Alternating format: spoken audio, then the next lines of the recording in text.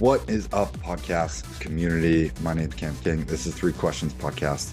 Whether you're watching on YouTube, listening on Apple Podcasts, Spotify, or I think we're also on Amazon, I really appreciate it. This is going to be episode number 44. Three things that we're going to talk about today. I just wrote these questions down. No guests today, unfortunately, but I have a lot more coming up. So if you'd like to be a guest, you can go to ckcollective.co. And under the podcast tab, you can find a time to book a time with me and find all of our episodes, directories, all of that stuff. So, three questions we're going to talk about today. Number one, what is the deal with fasting and what do I need to know about it? Number two, what is the best way to focus? And number three, if you are stuck on a plateau or in a rut, what is the best way to get out of it? So, right after the intro, I'll hop right into it.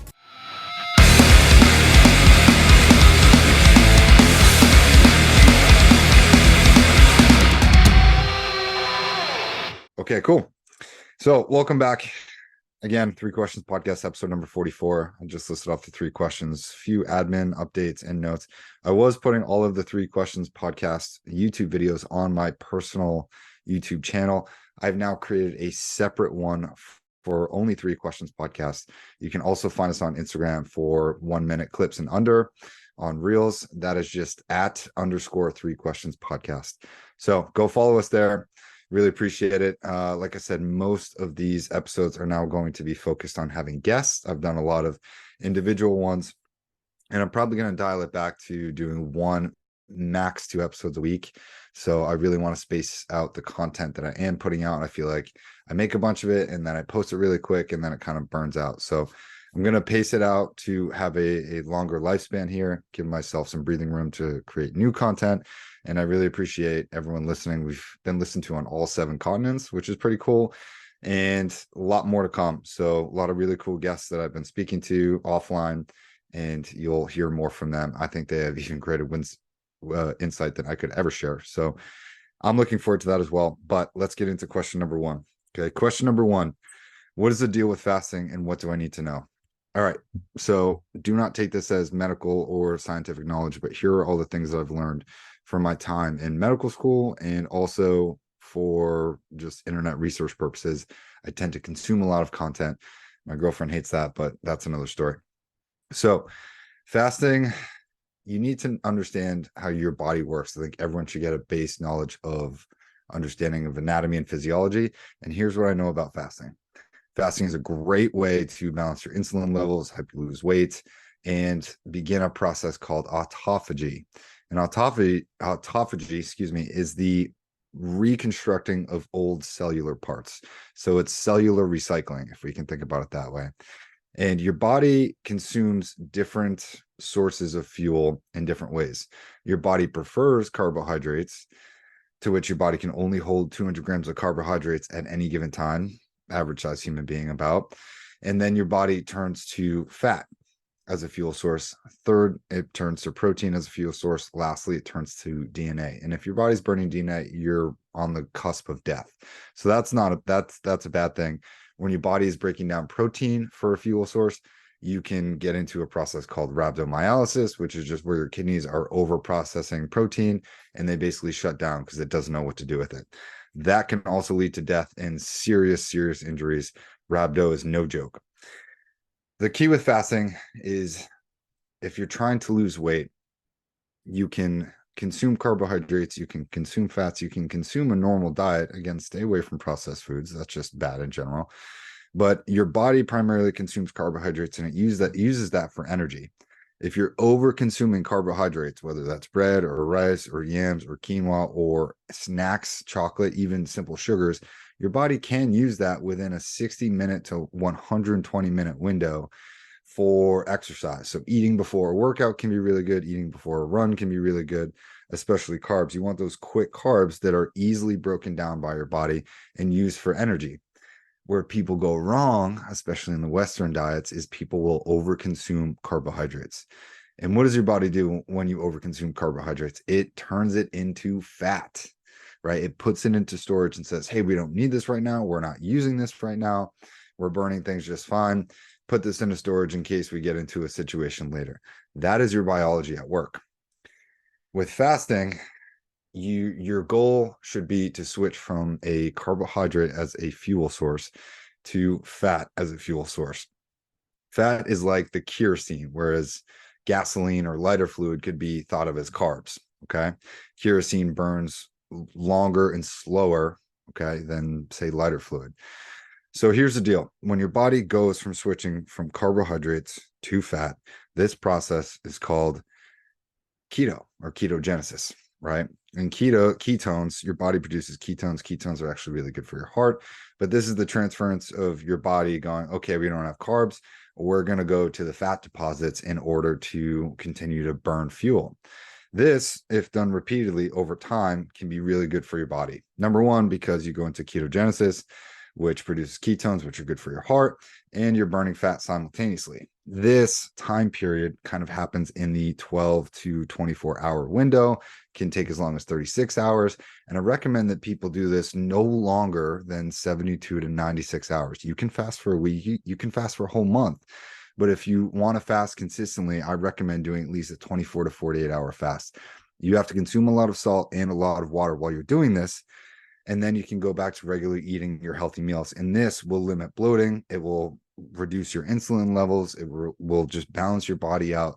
And you may be hangry for a while, but after your body goes into ketosis, you're going to feel more satiated and actually have more energy. Burning fat yields more energy than burning carbohydrates. So I'm at about 4 minutes and 30 seconds, and I could talk about this forever, but that is pretty much what you need to know about fasting. And if you do this regularly, once a week, a 24-hour fast like I do, I tend to feel better over a long period of time and keep my weight more consistent as well.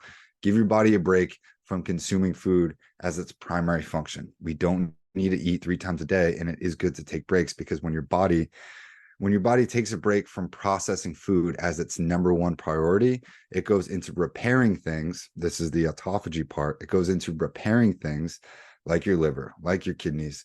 You produce more brain cells when you're burning fat. All of these things are super important, and I'm at my time limit for 5 minutes. So if you want to know more, ask more questions, you can reach out to me independently about that. I love talking about this stuff. All right, question number two. What is the best way to focus? So I've been dealing with, I'll say, a little bit extra time on my hands right now. And when I have a little bit of extra time, I tend to procrastinate more, which is a shame, because I still feel like even when I am procrastinating, I'm still doing a lot of things. I'm just not doing it to the level that I feel like I should or I could be doing. And I think the best way to focus for me is if I am taking time to myself. Sometimes I don't have hours like I do right now to myself to work on side projects and put out podcasts, but oftentimes I'll have a couple minutes here and there. And one thing that I read recently was your body will follow what your brain does. Meaning, if you set your brain to focus on something, like a point on the wall or a point on the fence or a point wherever, away from technology, and you sit there for 2 minutes and you focus on a point with your eyes open, not moving, just listening and just dialing in that awareness, your body will eventually just relax and sort of close everything down, and it will simply focus on that one spot. I actually did this morning, and then I came right back to being productive. I think that's one cool way that I think you could probably try as a little tool or tactic, but also, holy cow, get rid of your phone, stop sleeping with your phone, stop going everywhere with your phone, and take time to yourself to just be unplugged and to let your brain actually sort of recalibrate to what it is that you're doing, what it is that you need to do that day. I think going on a walk in the morning for me is the best way to focus. I think not looking at my phone until I actually need to do something, right? Resisting the urge to check Instagram or check my emails or check how many likes or how many listens are on something. Reducing those impulses is so key for your focus. And when you can get rid of those things, right, your focus will sharpen. I guarantee it. Man, in American society, we always think about, we need to be busy and our schedules need to be full. And it's actually the time that we take to do nothing that we allow to really focus on what our priorities are. Okay. Instagram doesn't need to be looked at 100 times a day. You don't need to respond to that text right away. You don't need to respond to that email right away. What are the most important things of your life? Okay. There's a old adage that talks about, it was some old YouTube video. I forget what it's called now, But a science teacher basically stands in front of the class with, a mayonnaise jar, and then he has, I think, tennis balls, marbles, sand, a couple gallons of water, and whatever else. And he says, okay, class, I want you to try and, figure out how to fit all of these things into the bucket.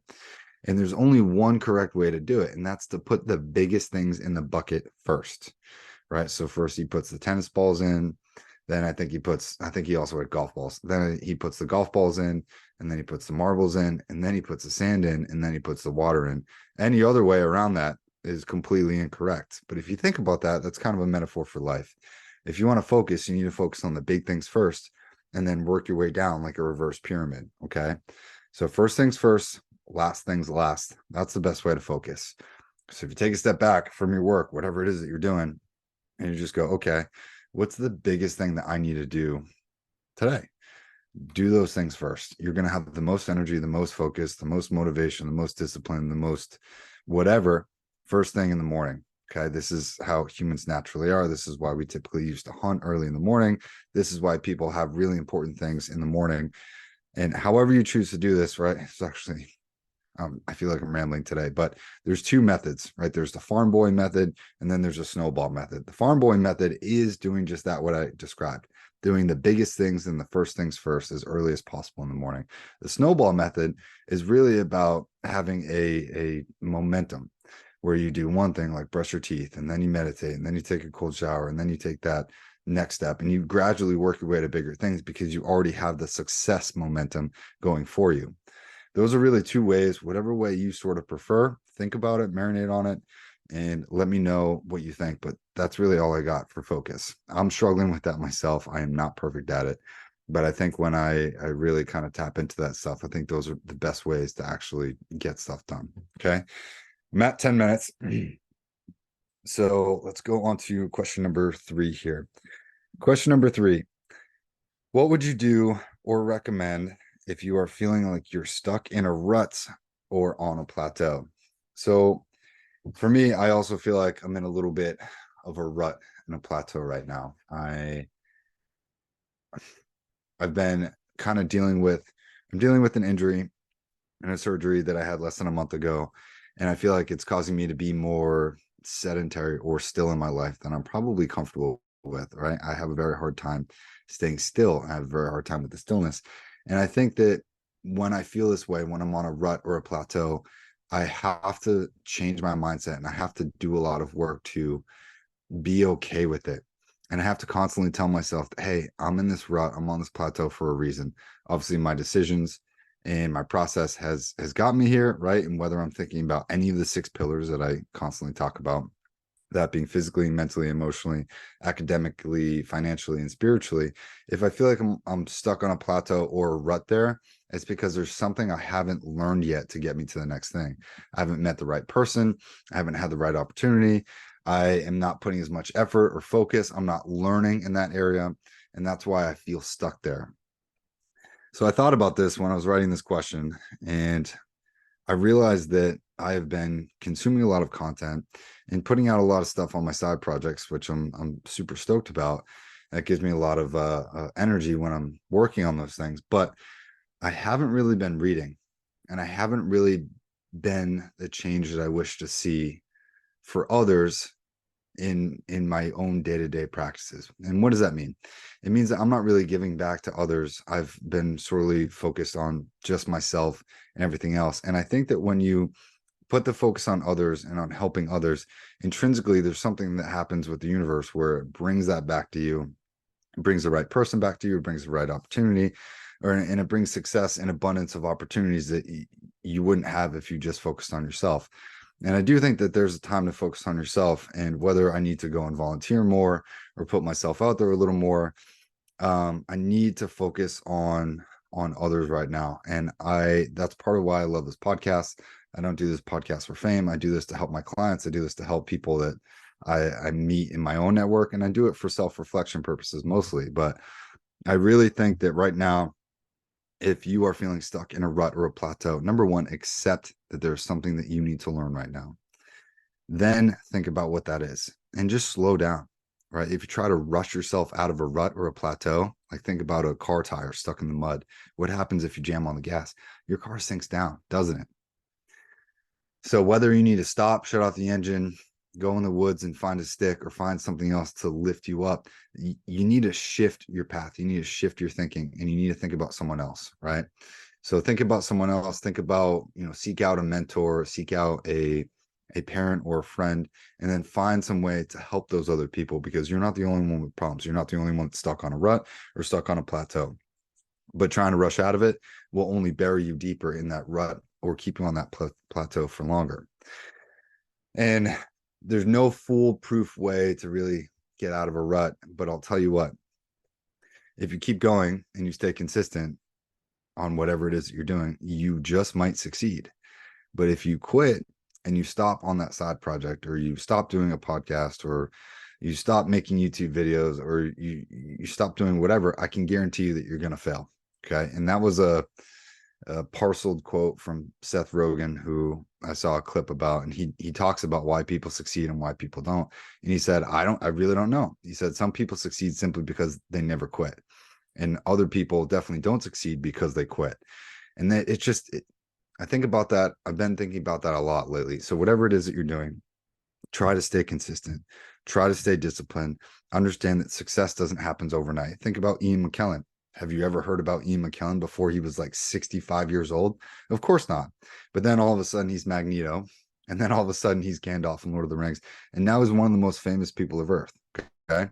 So whether you're trying to be an actor, or you're trying to be an entrepreneur, or a real estate mogul, understand that success does not happen overnight, but it is that consistency through the darkness and through the tough days that eventually will get you to where you want to go. And I guarantee you will be successful on some level as long as you don't quit. Okay. So stay positive and keep doing what you need to do. Again, if you want to reach out to me, send me an email, info@ckcollective.co. If you're listening, please find 3 Questions Podcast on Instagram. That is @_3 Questions Podcast. And yeah, sign up to be a guest, submit more questions. I definitely need more questions. And if you're having a tough time, just want to talk or need coaching or marketing help, reach out and check the tabs on my website. It has all the information there. But really appreciate you guys listening, and I hope you have a wonderful day. We'll see you in the next one.